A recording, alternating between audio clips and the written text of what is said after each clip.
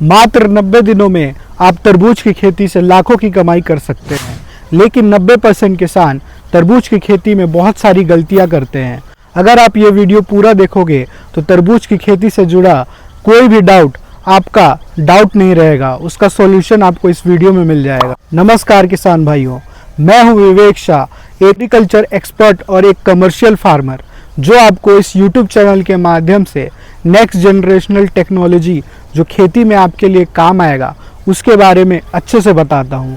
अगर आप भी मेरे साथ जुड़ के खेती से लाखों का प्रॉफिट करना चाहते हैं तो अभी इस चैनल को सब्सक्राइब कर लें। चलिए वीडियो को शुरू करते हैं। सबसे पहले जानते हैं कि तरबूज की खेती आपके लिए एक फायदेमंद बिजनेस कैसे हो सकता है। तरबूज की खेती बहुत ही कम समय का है। मात्र 90 दिनों में आपका फल तैयार होकर मंडी में चला जाएगा और आपको मुनाफा तुरंत मिल जाएगा। गर्मी के मौसम में इसका पैदावार बहुत ही अच्छा होता है।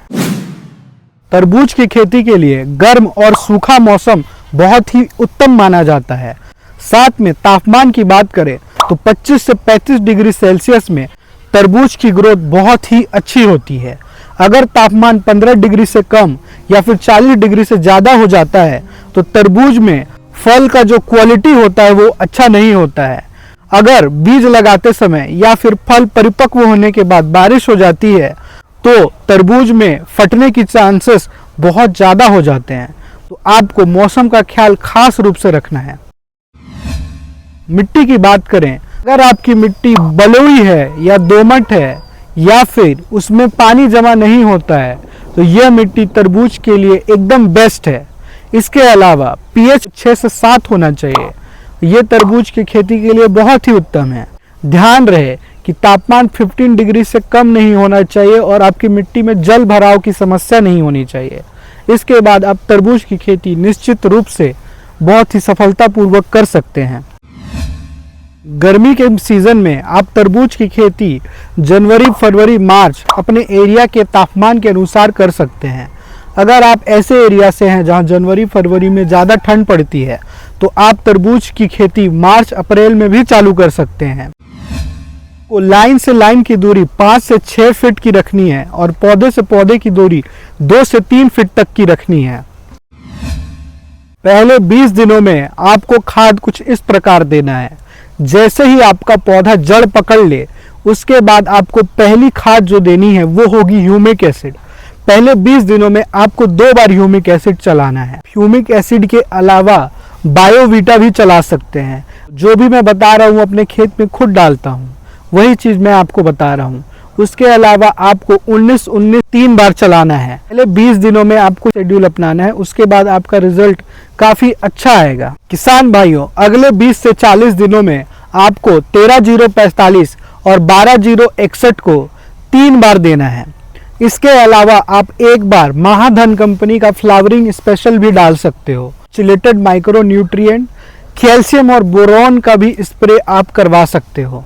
40 दिन के बाद आपको यही खाद कंटिन्यू रखना है। इसके साथ साथ यारा कंपनी का यारावीटा सेनिफोज और बड बिल्डर और स्टॉपिट को अच्छी मात्रा में चलाना है। ये तीनों का स्प्रे आप लगभग एक बार 40 दिन के बाद कर लें। आपको पूरे क्रॉप साइकिल के अंदर 15 दिन के बाद हर 10 दिन में आपको कैल्शियम ड्रिप से चलाना है। इसका आप खास तौर पर ध्यान रखें। कैल्शियम आपके जड़ों को मजबूत रखेगा, पौधे अच्छे से बड़े होंगे। अब बात करते हैं हम स्प्रे की। आपको पहला स्प्रे जो चलाना है वो FMC कंपनी का बेनिविया चलाना है। 360 ml एकड़ की दर से आपको FMC का बेनिविया चलाना है। उसके बाद अगले 30 दिनों के बाद आपको बेनिविया का एक और डोज चलाना है। इसके अलावा आप बायर कंपनी का फेम चला सकते हैं। इसको आपको 60 ml प्रति एकड़ की दर से इसको चलाना है।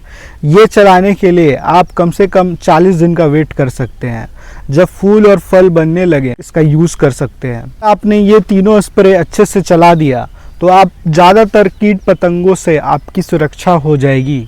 किसान भाइयों, इसके अलावा बहुत लोगों को खेत में अलग अलग प्रकार की कीट पतंगे लगती हैं। सबका निवारण एक वीडियो में कर पाना संभव नहीं है, इसलिए मैंने लिंक में वाटरमेलन का कंप्लीट ई बुक डाल दिया है।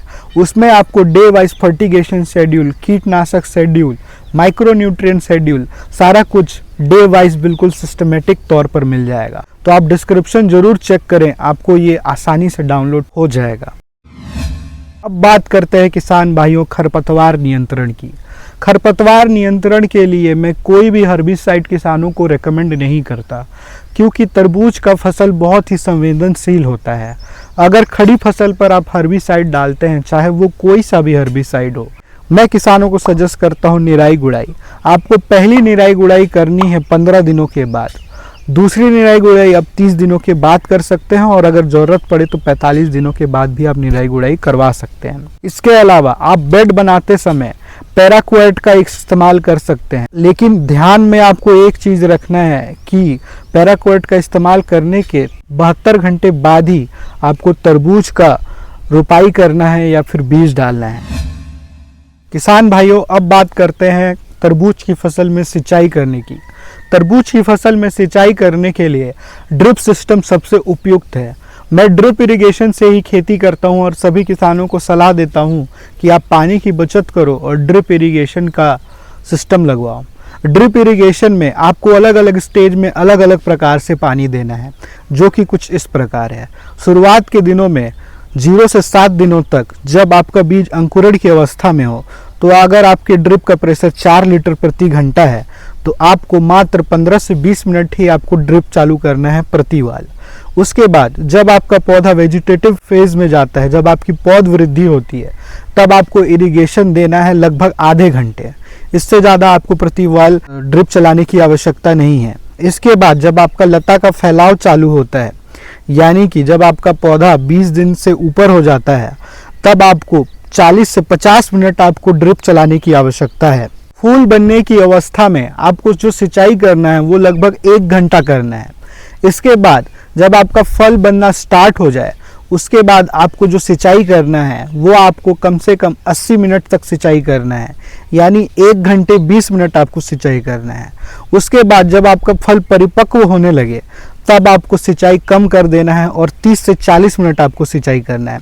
ध्यान रहे, आपको कटाई से 7 से 10 दिन पहले आपको सिंचाई बिल्कुल बंद कर देना है, जिससे आपका तरबूज का फल काफ़ी मीठा होगा। किसान भाइयों, अब बात करते हैं हार्वेस्टिंग की। तो आप 1 एकड़ में कितने टन तरबूज निकाल सकते हैं?